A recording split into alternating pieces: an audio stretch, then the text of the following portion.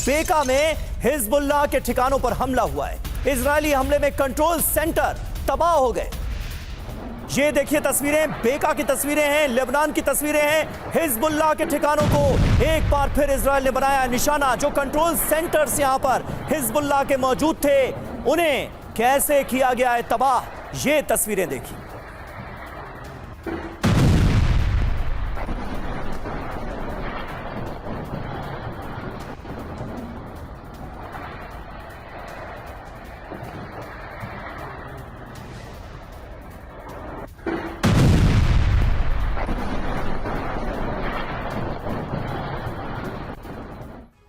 और वहीं राफा में इजरायली सैनिकों पर घातक हमला हुआ है। हमास की टनल सर्च कर रहे सैनिकों पर अटैक हुआ है। एक बार फिर हमास की मौजूदगी राफा में नजर आई। राफा में हमास की टनल में रखे थे विस्फोटक।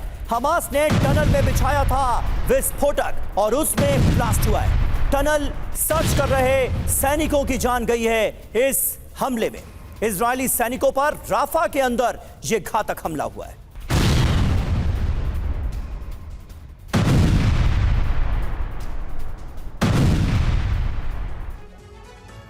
और हिजबुल्लाह पर मिसाइल बोट से हमले की खबर सामने आ रही है। इजरायली नौसेना ने नेवल गन से यह अटैक किया। लेबनान के शोर इलाके में हिजबुल्लाह को किया गया है कैसे टारगेट, ये देखिए।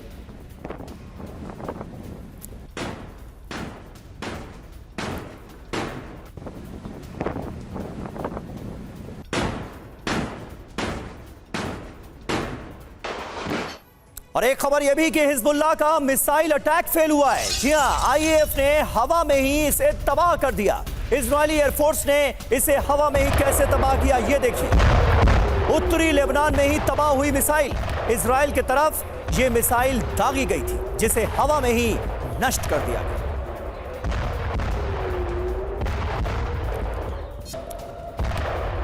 तो ये तस्वीरें आप देखते रहिए। मनीष झा हमारे सहयोगी हमारे साथ मौजूद हैं। मनीष, अमेरिका तो पूरी तरह से इजराइल के साथ है। अब तक का जो घटनाक्रम है वो सीधे तौर पर इसकी ताकीद करता है, लेकिन रूस किस कदर ईरान के साथ है, इस सवाल का जवाब जो है वो हर कोई जानना चाहता है। अगर ऐसी नौबत आई, अगर इजराइल ने ईरान पर हमला किया और वो कर दिया जिसकी मनाही है, जिसकी ताकीद हर जगह से की गई है, अमेरिका ने भी जिसके लिए रजामंदी नहीं दी, अगर वो भी कर दिया गया, तो फिर रूस क्या ईरान के समर्थन में आ सकता है? आ सकता है तो किस हद तक? देखिए, वो कहते हैं ना कि हीरा है सदा के लिए, लेकिन रूस की में कहावत है कि एक बार के लिए हीरा फेल कर सकता है, हाँ। लेकिन रूस की दोस्ती फेल नहीं होती है।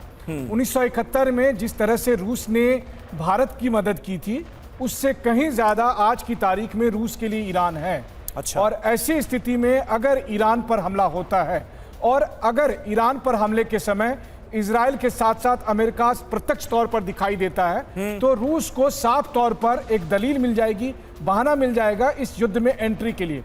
वैसे भी इस 3 साल की जंग में अगर रूस को के साथ देखें आप, तो बेलारूस के अलावा ईरान एक ऐसा मुल्क है जो खुलकर यूक्रेन युद्ध में साथ आया। और ऐसे में रूस की सरकार, रूस की सेना, रूस की जनता यह मन बना चुकी है कि बेलारूस के बाद जो अगला पार्टनर उनका है, भरोसेमंद पार्टनर, वो ईरान होगा। और इसलिए वो रूस और ईरान के बीच सिक्योरिटी एग्रीमेंट हो भी रहे हैं। ऐसे हालात में जब एक बार इजराइल की तरफ से हमला होगा, और चूंकि जब ईरान काउंटर करेगा, तो इजराइल के बचाव में अमेरिका को कूदकर आना ही पड़ेगा।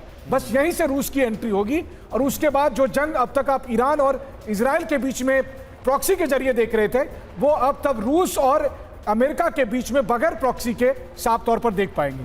बिल्कुल, ये बहुत महत्वपूर्ण बात आपने कही। और रूस यूक्रेन युद्ध में भी हम लगातार देखते ही आ रहे हैं कि किस तरह से रूस और अमेरिका आमने सामने है। वही स्थिति मिडिल ईस्ट में भी होने जा रही है क्या, ये सवाल जहन में आता है। इजरायली पीएम नेतन्याहू इस बीच क्या कह रहे हैं, आइए उस पर नजर डालते हैं। बंधक नहीं लौटाए तो बहुत बुरा अंजाम होगा, हमारा मिशन अभी खत्म नहीं हुआ है। अमेरिकी राष्ट्रपति जो बाइडेन ने कहा अब संघर्ष विराम पर बात हो जाए, यानी सीज फायर की बात कर रहा है अब अमेरिका, और कह रहा है कि अब संघर्ष विराम पर बात होनी चाहिए। सुनिए। तो इजराइल के तेवर आपने देखे, अमेरिका के इरादे आपने देखे, और सिनवार की मौत के बाद तनाव के बीच इजराइल आएंगे अमेरिकी विदेश मंत्री ब्लिंकन, यह तय हुआ है। 4-5 दिन के इजराइल दौरे पर रहेंगे ब्लिंकन। बंधक और संघर्ष विराम पर बात संभव है इस दौरे में। और हमारे साथ इस वक्त कुलकर्णी साहब, मैं आपसे जानना चाहूंगा, बंधकों का जहां तक सवाल है, ये कितना बड़ा प्राइम कंसर्न इजराइल के मद्देनजर अगर हम बात करें तो आपको नजर आता है, या फिर अब जो मोटिव है वो सीधे तौर पर बदल चुका है? पहले जिन याहिया सिनवार और इस्माइल हानिया के थ्रू कतर में बैठकर बंधकों की रिहाई की सारी डील होती थी, बातचीत होती थी, अब उनको एलिमिनेट करने के बाद हमास के लड़ाकों को यह मैसेज दिया जा रहा है कि बंधकों को फौरन रिहा करो वरना तुम्हारा भी अंजाम यही होगा।